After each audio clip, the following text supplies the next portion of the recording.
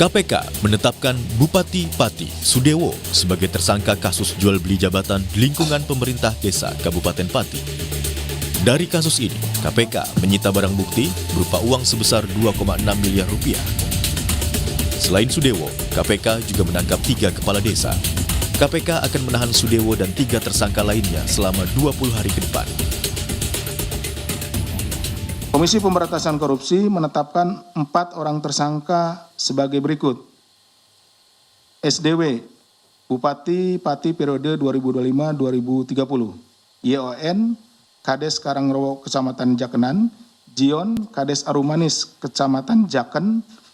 Dan JAN, Kades Sukorukun Kecamatan Jaken.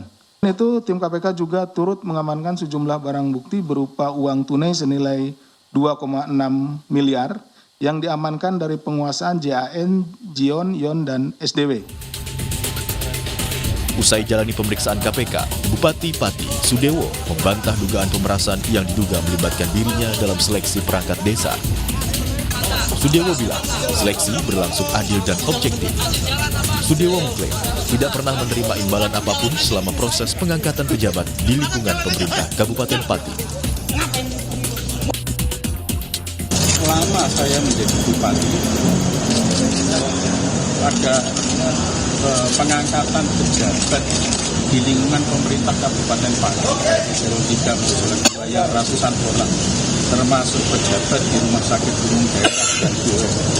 Tidak ada satupun yang transaksional. Saya tidak menerima imbalan. Konkretnya Pak dan sebagai penegasan bahwa saat seleksi nantinya itu betul-betul fair dan objektif. Saya menganggap saya ini terbebankan, saya betul-betul tidak mengetahui sama sekali. Menanggapi hal tersebut, anggota Komisi 2 DPR fraksi Partai Golkar Ahmad Doli Kurnia bilang, praktik jual beli jabatan bisa merusak instansi pemerintahan atau pelayanan publik. Karena bisa jadi orang yang menempati posisi tertentu tidak sesuai dengan kemampuan dan kualitasnya. Jual beli jabatan juga menutup kesempatan bagi pihak yang berkompeten untuk menempati suatu jabatan.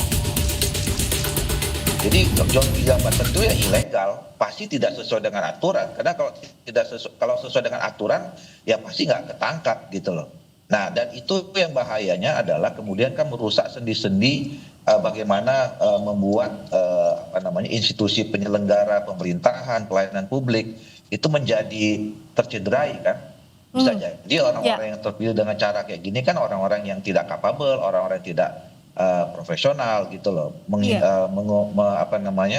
menghilangkan orang-orang yang sebenarnya punya kompetensi kalau kemudian dilakukan dengan cara yang sudah dengan aturan, dengan kompetisi, dengan seleksi yang ketat dan segala macam itu gitu. Sebelumnya, Sudewo tiba di gedung KPK pada Selasa sekitar pukul 10.30 waktu Indonesia Barat setelah terjaring OTT di Pati, Jawa Tengah. Sebelumnya, penyidik KPK memeriksa Sudewo di Mapolres Kudus, Jawa Tengah sebelum dibawa ke Jakarta. Tim Liputan, Kompas TV.